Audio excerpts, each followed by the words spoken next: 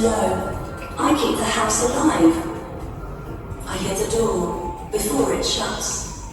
Shh. Is shut by.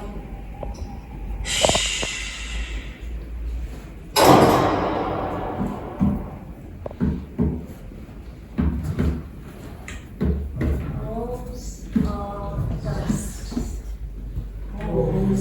are dust. Walls are dust. Walls are dust, compressed from grit of rubbed earth, clay fired hard in the form of oblong rocks, by the hands that stack them, sticking them one on one so they cling together, by their mortar in a pattern of cracks around our bit of the blue. Flocks put round our busy organism. They are our outerwear, our stiffened overcoat. Stand outside, and there is only imagined light. It could turn into a window, opening on a flickering scene of hands and voices. Stand inside, and the door, opening, beckons as a window to earth underfoot and a wider sky. Look, it opens for you. Stand and wait for the darkened light to play hot and cold at your back and face. The door is you. Listen to it knocking. All doors are gateways where a journey's begun. A path of perception one key can achieve. Controllers of light, half open or shut. What? Then knock. Enter. Believe. The door is obdurate. Stands sentinel. Will witness. Maybe even tell.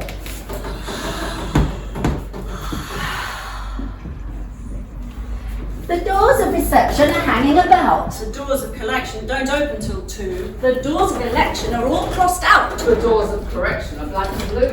The doors of conception are adorable babies. The doors of rejection say no, no, no. The doors of infection slaver like rabies. The doors of direction don't fly like crow. The doors of confection. Now what can I say? The doors of deception are wont to kiss. The doors of protection are made of clay. The doors of protection are split and kiss. The doors of perception must be cleaned each day. For Mr. Blake's inspection. The doors of perfection Do not exist. At all. Darkness stops here. Oh, there is a yard dog with a ready bite. Inside, things have places. Strangers must find the word that opens. You have to be known to a house key. Those who enter by windows are the hounded.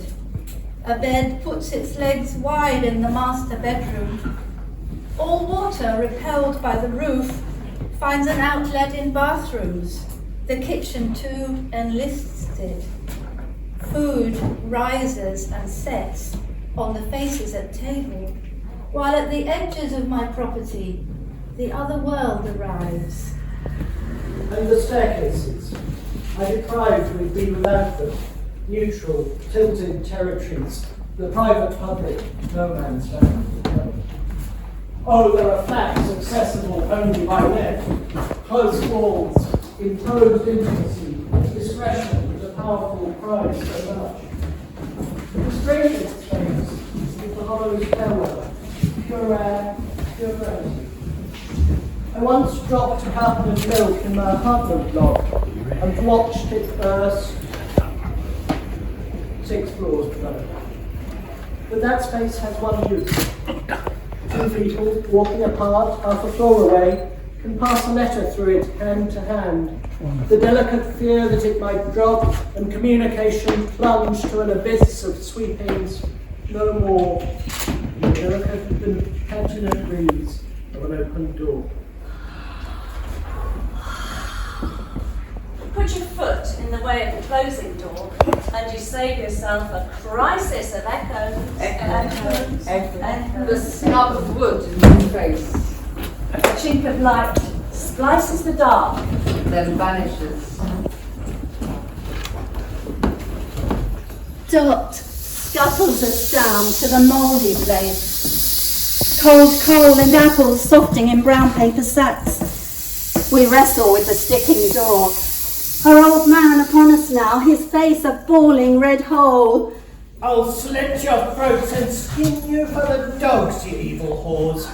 And the dogs are yapping, 2 toy poms. He puts his boot in, stamping on their matted tails as his piston fist strikes wood. Just in time, Dot's quick fingers slide the bolt.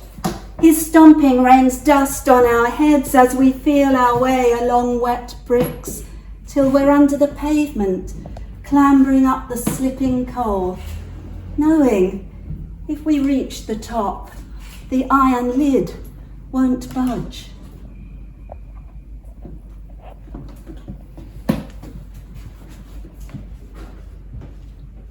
I know you're in there somewhere, in the spaces between, where dust has turned over and settled in the bed, dreaming of prams pushed and picnics packed.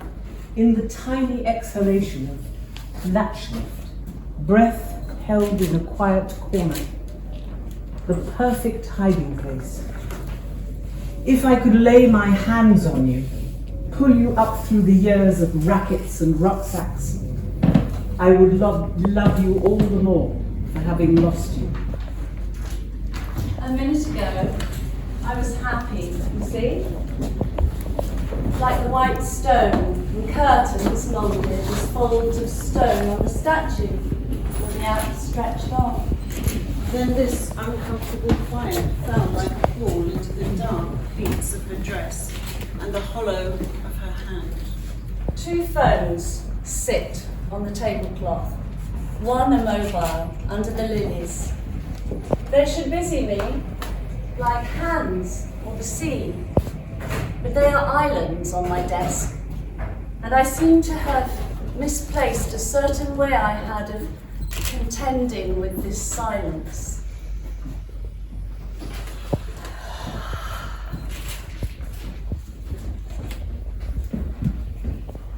High on the scent of bindings, I opened first editions.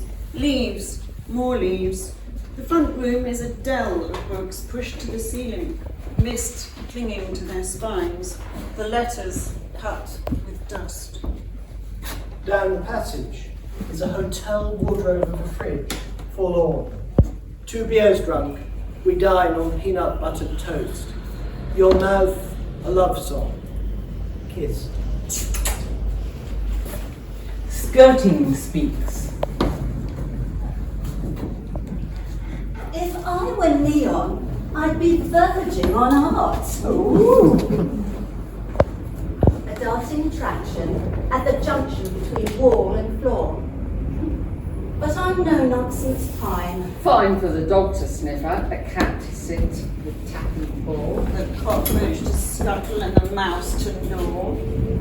When it comes to use, I'm low down on the list. Dumb witness to crumbs that tumble, to wires that tangle, to the turn of an ankle. Arrogant in patent stiletto, sometimes a kicking boot. I rarely see a human face. Until someone pulls by, blindly pierced, seeking lost earring or silver locket. As the wall's appendage, I skirt household drama, quiet hopes, raucous highs, conquests made and chances missed. Life on the edge is rough, but enduring. Knowing my place, I support and secretly contemplate the alluring plastic double socket.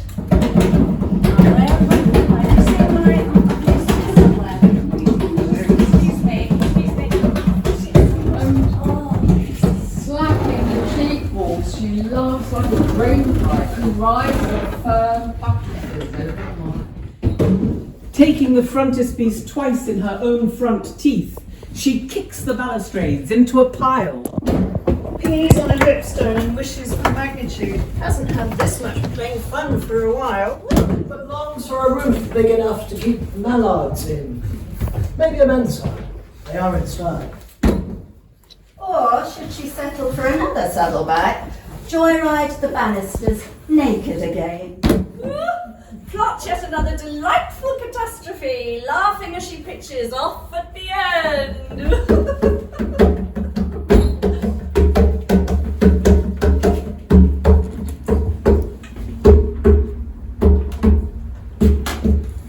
High on a rocky bluff, between two bays, I keep a room hushed by the boom of waves. The floor is stone. The walls are white and bare. 3 sides are windowed to the breeze and sight. Sky scumble, passing wings, and errant prayers. One greets the day, the other greets the night. A cellophane of silence folds around me, keeps away the voices and the sounds that shout against a sea they can't outroar. The busy lips all monologue on mute. Their Cheshire grins burn out against the glare, and silhouettes are swallowed by the light. The little key weighs nothing on my neck, and only I can work the hidden lock. We have come to the house with its parcels and breathings of the heart. Here, in the hall, the glass floats our face above Christ. Julia's poems. Questions posed to our house. You were around for the closing part of Victoria's reign. Did you ever meet her? Don't be daft. I'm more of a working class house, not one of those grand jobs. I have the fondest memories of you. Do you recall any of your residents? I remember you. You made the walls pink and ceilings shone like buttercups. Can you picture any other interiors created by your dwellers? There was a brown and mustard phase. Magnolia was popular. Tentative uses of blue. And the people, sleeping, waking, loving, cooking within your brick walls? Most were benign, some quite noisy, and a few left stains of character behind. When are you happiest? And when do you experience sadness? I like it when dwellers are softly eating and are anxious at changes of occupancy. Rekindle fires, hold families fires. aflame, And watch them leap Flames. yellow dances in the grate. Blue on the hob. Rekindle fires. We kindle fires, whole families aflame, Leap. and watch them eat yellow dancers in the grate, blue on the hob. Inheritance. Worries were the wind in the chimney, she said. You could leave them to whistle and whine with the smoke ghosts, and by morning they'd likely be gone through the toppling pots to the sty. Or you could suck them back in with the news of the world and likely catch fire to them there on the hearth. And likely it spreads to the carpet, which was our only inheritance. One morning, a humming from the spare room behind the never-to-be-opened door. The worries. The worries. She sniffed, opening it just a crack. And the humming exploded into our faces with a million fat blue bottles. In the grate. A still creature. Wings collapsed like a broken umbrella. Feathers, a sheen of black opium. Only a fall of soot. She mumbled, shooing us out. Later, the feathers appeared on her old green trilby. Aiming for the landing. The kind of landing since I was a child I broke towards on disappearing treads. The skeleton of stairs, the risers missing, I climbed. No handrail on the height. The stairwell, grand and many-storied, gaped like an open throat. Ahead, I've seen the altered spindles and the shrinking newel post. The pattern on the carpet all wrong. The finger plates and handles unattainable on doors. By morning blink, the squint has closed again. Wall smooth, papered, painted, pristine. No shuttered glow from the airy room the other side of the brick divide striping the plush blue carpet. Morpheus's promised anchor hold sealed up. Beyond me, location slipped away to vague.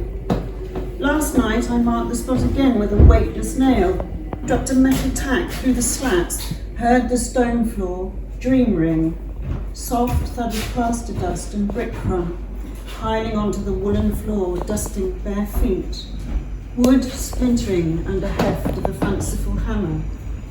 Tonight I will shape a crowbar or a drill, make it through the window before dawn. Our bed is a cold hillside, whitewashed, catching the one lamp's beam. Distant sleeper, solitary smoking. Your breath takes you to a place where no words land. Nights collapse like plaster. Day is a bright relief. A shadow in the rafter opens up the roof. Jana wipes spider plants back to green. Lines she rendered their original cream. Cornices and ledges was of their dust. She made duvets with like fine cut crust. Mirrors shone and the sink practically sang. Cushions were plumped until they rang. The toilet recovered its original gleam. All around is incredibly clean. So Jana, my erstwhile cleaner, left to become a spiritual healer. I am the dust in the painter's house. I've had to lie spread out on vintage water, playing dead, waiting for the work to start, the sun to reach its slant. Now I'm nervous when I rise to go, I'll leave a telltale coating on the pale girl beside me in the bath. I'd like to be laid out afloat. To wake and watch the storm of light grow raucous beyond the curtain. There is nothing you can do. What fills this house? All air rushes to the open door. Embraces, greets us, settles when we sit. Hearts as we pass, flying into corners with soft silk scarred sides. In each room, air rises, falls. Carries dust to where sunlight counts each speck. Space breathes and whispers. Secrets of everything swept up, shaken out. Everything Place, turn, mace, lively, ebb and flow. Windows. They like you to look through them, with a sky in their minds. They sing birds in blue notes. They tempt you through flimsy frames to a clear day. Excuse me, sir. Then, when you're warmed by its noise and movement, they call you back as winking eyes to a corner with a chair. Excuse me. It's all right. I'll rest on you. To rest your elbows. There, through thin curtains, yellow blaze the strings of an old lamppost just outside. No matter how sun sparks or rain, most windows act officiously, warders to the room inside, guardians to the view. They picket distance, preventing us from looking further in or farther out. This we accept. We don't muscle past their gleaming uniforms of shine or smeared shields of dirt, the blinds or plastic stickers that they sport. Drawn curtains hold the fun. Nets muffle lights. The windows that have heard and seen it all are back. I see myself walk across the cracked terracotta tiles, past the pots of lily, marigold, cabbage, haddock. and stack of dry dishcloths, leaving the scullery by the back door, down the garden path, skirting the lawn, under the canopy of the cherry tree, leaves of green and gold, falling gently. As I pass rotting pears and ripening chili, when the day goes quiet, I lie on a brown roll of parcel paper, weighted at the four corners with stones from English beaches, drawing quietly as the works talk back, idling in their own time. Deconstruction. When my books demand an extra shelf, the reel I use is metal. Unrolled horizontally, it supports itself. Live, elastic, handy, flex. The firm aluminium handshake of a meathead. But pushed too far, unsexed, it buckles, no longer snappy, but segmented, uninformative, floppy.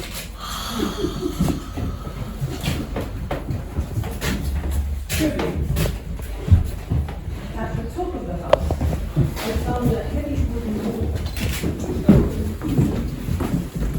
I had to pause in delight to study more closely how it is best to be portrayed in its art. It opened onto a high chamber where this bathroom was carbunkled onto the building. The privy clasped to it like a jewel. 3 steps led up to a throne of rosewood and green jasper. As I took my place, I saw directly beneath me the impasto of jungle canopy exploded by brilliant bloom. Painted creatures surrounded me to the height of my shoulders. Above them, a lattice opened to the cool upper air. Unfamiliar birds dipped past me into amber space. The roof, pierced with semi-precious stones, scattered colours to soothe the cruel colic, harmonies that could heal the weakest body cramped round an ailing bowel. Such mysteries were gathered there within the hole. I shut my eyes and voided all my pain into the bowl. The attic. It was an ignored space, like heaven or hell is to an atheist, till the idea of a loft took hold. Men began their ascent, emerging like sweeps, hauling things up, bringing things down, and one day it was an iron bed. How did it get there? Too big to squeeze through the original trapdoor, and why have a bed in the attic with its perilous floor and absence of warmth? Such a dark place gave me the creeps. Until whitewashed pine floor, windows, heating, and the loft became my bedroom. At first, I implored its previous occupant, a young girl, to be off with her sorrow. She listened and is spirited away in coils of sage smoke. The iron bed departed in a skip. I recount this quietly, not wishing to rouse the girl in the attic. Climb up, climb up, climb out. Onto the rooftop. Every chimney is a work of art. The pigeons know this. Cock their heads to study the architecture. Pace the cloisters, settle the galleries. Snuggled into warm terracotta galleys. Huddle into high forgotten casements. Brushed with wild, dry, secret grasses. Stirring in uneasy dreams of eviction. They congregate, where people call for them to be told, netted, killed. Huddled together on the rooftops, murmuring quietly about the constellation of the view. Departing. The cat drags incense in the spaces between his fur, polishes his ownership onto the leather skirt of the sofa, jumps up, swirls to a comfortable stop, releasing a musk of jumpers, green curry leaves, someone else's perfume. Crook of my parked knee to his arthritic hips we settle, splined to a curve, point to bony point and points beyond, breathing proxy conversations with everything outside.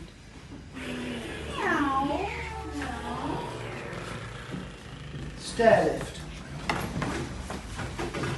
The seat, folded against the wall, packs up my sense of home. Arms raised, it says, "Don't shoot me!"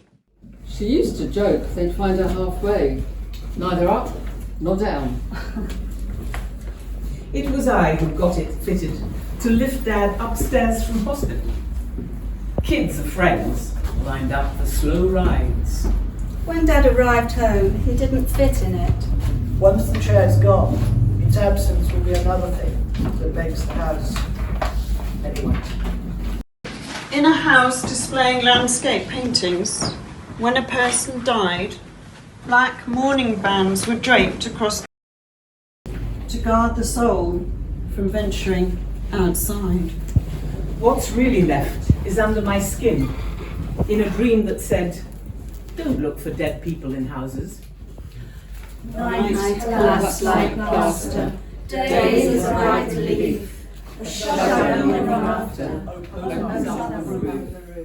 Relief in what? A wound through which light floods in. By day, light will be found powdery as sin. But day and night rotate like figures on the clock. And where day left a crack, night conjures up a patch, but dreamily. An implicate of mismatched straws. A patch. To watch the street, the moon or stars, go back to the door. The Theatre of the open door. I hear the door before it shuts. Is shut by me. I think he doesn't like an empty house. But when I'm in, he shifts about upstairs and doesn't answer when I call, playing kitchen sounds loudly to myself. Like lights in rooms below, I keep the house alive. I hear the door before it shuts. It's shut by. I hear the door before it shuts. Shut by.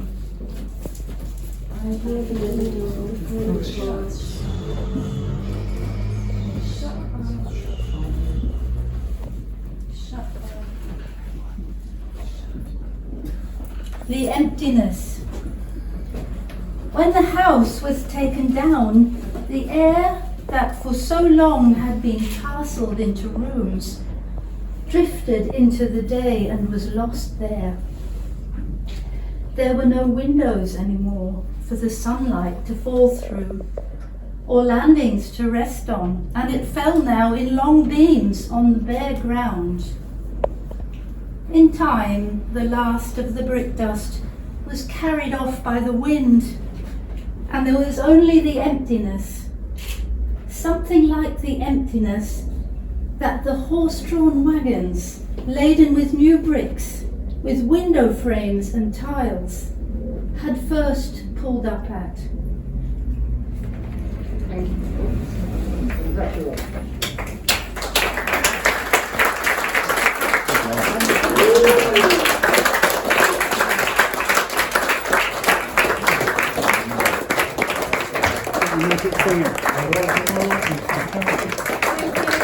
Thank you, everyone.